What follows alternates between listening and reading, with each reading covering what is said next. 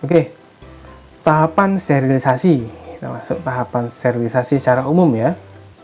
Ada sterilisasi luar. Nah, sterilisasi luar ini biasanya adalah pencucian, kemudian pembuangan bagian kotor, bagian-bagian yang sudah mati pada eksplan. Luar di sini maksudnya di luar laminar ya. Kita bisa melakukan proses sterilisasi ini di ruang persiapan. Tapi ya kalau bisa masih di dalam lab. Jangan di luar laboratorium. Kita membersihkan bagian-bagian mungkin ada tanah, ada ini yang masih menempel, kita bersihkan dengan air mengalir bisa, dengan deterjen bubuk atau deterjen cair bisa, dengan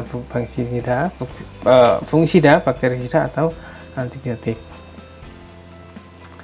Setelah tahapan steril luar, kemudian masuk ke tahapan sterilisasi dalam. Nah, sterilisasi dalam ini maksudnya dalam laminar ya.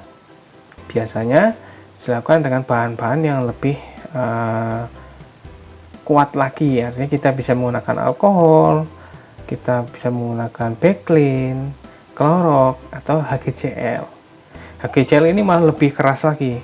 Kita tidak boleh sembarangan menggunakan HGCl, harus menggunakan sarung tangan, glove, kemudian masker segala macam, karena ini termasuk golongan air keras ya. Kalau menempel di kulit resikonya iritasi. Jangan dibuang sembarangan HGCl, karena kalau HGCl dibuang ke aliran air ini sangat larut dalam air ya, beresiko malah mencemari lingkungan. Nah itu ya, karena biasanya bentuk HGCl itu tidak bisa terserap oleh metabolisme, dia akan mengendap dan menjadi racun biasanya kalau misalnya terminum, atau misalnya kita buang aliran air dimakan ikan, ikannya juga mengandung apa istilahnya kalau ini ada timbal lagi seperti itu ya. Nah, contoh ukuran fungisida, antibiotik, merkury-klorid, bilas dengan aqueous. Ini contoh-contoh urutannya ya biasanya. Biasanya urutannya itu sterilisasi luar, kemudian pertama itu fungisida, bakterisida, baru HGCl, merkury-klorid ini HGCl, kemudian bilas aqueous steril. Ada juga yang menggunakan alkohol dulu, kemudian sodium hipoklorit, merkury-klorid, dan aqueous steril. Ada juga ini umum ya. Kalau khususnya nanti kita tentunya melihat hasil-hasil praktek terdahulu. Sterilisasi dalam ya digolongkan menjadi 3. Sterilisasi ringan, sterilisasi sedang, dan berat. Kalau ringan ini biasanya menggunakan eksplan yang contohnya tadi biji, karena biji biasanya masih tertutup dengan kulit biji, biasanya dalamnya lebih bersih. Nah ini menggunakan sterilisasi yang ringan, contohnya mungkin biji anggrek. Biji anggrek itu dalamnya kan dalam buah ya, itu tentunya kondisi dalam lebih steril ya, tentunya ini lebih ringan. Kemudian gulungan atau daun tebu muda. Daun tebu muda yang digunakan adalah daun tebu yang masih dalam gulungan di dalam, berarti kita menggunakan sterilisasi yang cenderung ringan. Nah, sterilisasi ringan ini kita bisa menggunakan pemutih pakaian atau backlin ya selama 20%, konsentrasi 20% maksudnya ya, selama 10 menit. Nah kemudian bilas, kemudian direndam dalam, jadi di sini penggunaan backlin tidak hanya sekali, ada kalanya penggunaan lebih pekat dulu, kemudian ke lebih rendah, waktunya juga dinaikkan atau waktunya sama. Ini relatif ya, untuk ini masih umum. Kemudian direndam lagi ke backlin 10% dan sterilisasi 3 kali. Ini masih relatif, jadi sterilisasi ringan. Sterilisasi ringan juga dilakukan menggunakan metode celup alkohol 96%, kemudian dibakar permukaannya. Biasanya untuk biji-biji anggrek, daun-daun tebu menggunakan sterilisasi ringan celup bakar, tidak menggunakan backlink seperti ini. Selanjutnya sterilisasi sedang. Sterilisasi sedang ini ya biasanya menggunakan pucuk ya, pucuk-pucuk daun, kemudian menggunakan daun-daun muda, daun-daun bagian yang di atas tanah. Ini biasanya menggunakan sterilisasi sedang, dan ini urutannya ini masih relatif ya. Biasanya sedang pun ini ada menggunakan HGCl 0,1 sampai 0,5 mg per liter. Kemudian masih ada tambahan backlink lagi. Biasanya ada tambahan alkohol lagi. Sterilisasi keras atau berat biasanya ini bagian tanaman yang ada dalam tanah. Contohnya ya bonggol pisang tadi, pisang kan dalam tanah, itu biasanya menggunakan sterilisasi yang keras. Atau mungkin tanaman-tanaman berkayu, ini menggunakan sterilisasi yang keras. Atau tanaman-tanaman yang kita mengambil eksplannya langsung dari luar. Nah, ini resiko mungkin kita menggunakan teknik sterilisasi yang lebih keras. Oke, sekarang masuk ke metode sterilisasi. Metode sterilisasi itu ada yang mekanik. Mekanik artinya ya kita istilahnya membakar eksplan dengan api ya. Contohnya ini bonggol pisang pun bisa, tapi bonggol pisang relatif lebih susah dengan ini ya. Kemudian kimiawi, ini yang banyak digunakan, menggunakan bahan-bahan sterilan. Contoh prosedur sterilisasi, ini contoh stevia ya. Contohnya, yang pertama, sebelum kita melakukan inisiasi, paling tidak 1 minggu sebelum penanaman dilakukan penyemprotan bakterisida, fungisida, ada rifampicin juga. Ini 1 gram per 500 ml ya.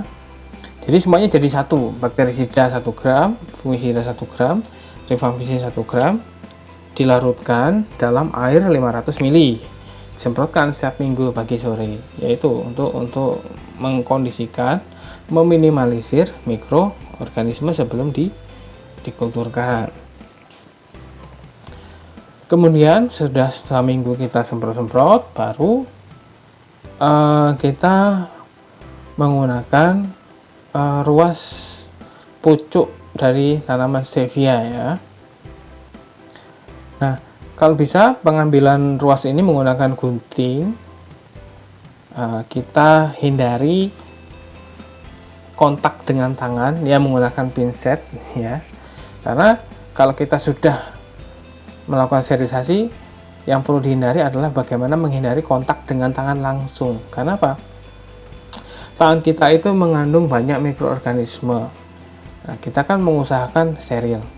Ya, kalau bisa jangan sampai kontak dengan tangan langsung. Oke, kontak di luar nggak apa-apa lah, sebentar aja. Tapi kalau bisa menggunakan glove ya, sarung tangan.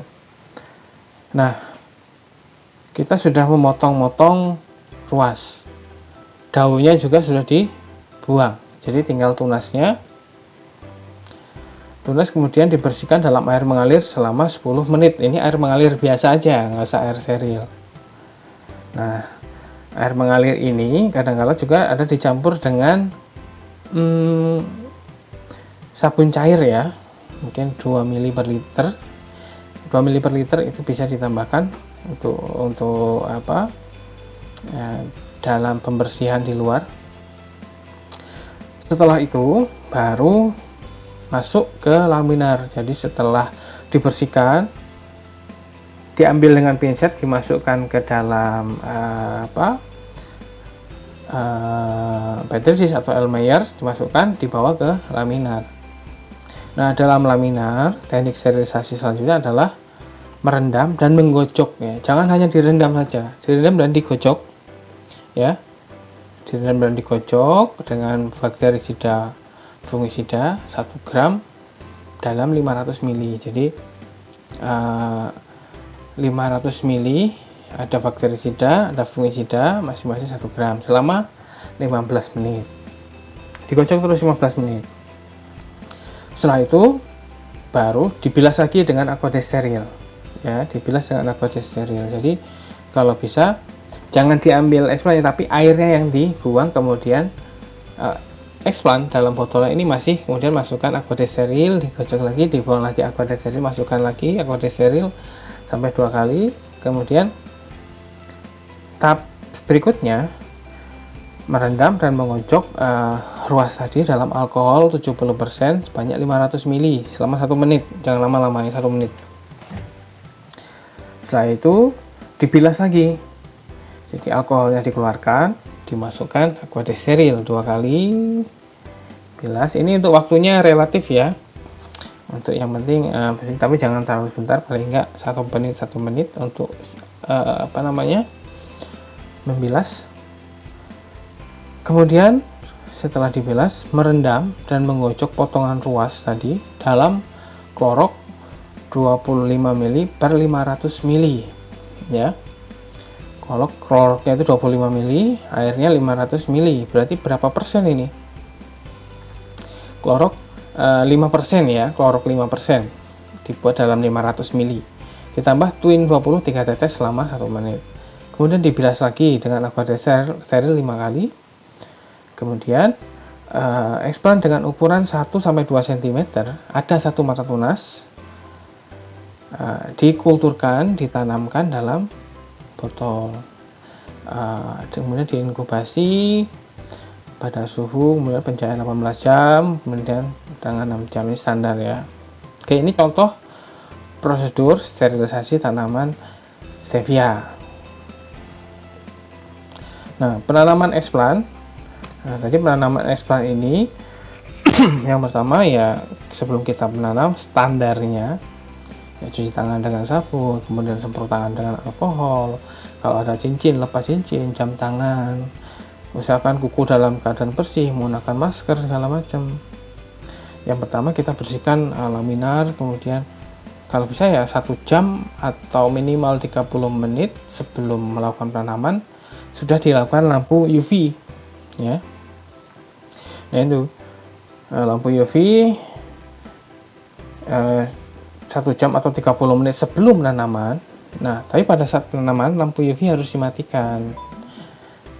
Kemudian semprot dengan wadah dengan etanol 70%, semprot ada semuanya. Kemudian jika menggunakan api berhati-hati, atur ruangan kerja sehingga tidak banyak gerakan tangan. Kemudian jika bahan tanam jatuh ke permukaan laminar, anggap terkontaminasi dan buang. Nah ini ya, kalau misalnya kita mengambil explant dengan pinset tiba-tiba jatuh, ya anggap saja itu zong ya, katakanlah yang sudah jatuh dalam, walaupun dalam laminar ya, anggap saja itu sudah terkontaminasi, buang. Karena resikonya tinggi ya kalau sudah jatuh di dasar laminar, walaupun itu orang steril. Kalau menurut saya abaikan saja, sudah jangan diambil lagi. Tapi kalau misalnya masih bisa diambil ya nggak apa-apa, secepat mungkin. Setelah selesai mentransfer kultur, matikan laminar, ini saya rasa nanti bisa dilaksanakan di praktikum ya, bagaimana penanaman explant-nya. Oke, yang jelas dalam kultur jaringan sebelum menanam bersih, setelah menanam harus dalam kondisi bersih laminarnya, itu harus dibiasakan. Oke, terkait dengan inisiasi saya rasa cukup untuk pertemuan hari ini, tahapan inisiasi. Mungkin nanti akan lebih dipertajam dengan praktek ya. Oke, saya akhiri pertemuan ini. Wassalamualaikum warahmatullahi wabarakatuh.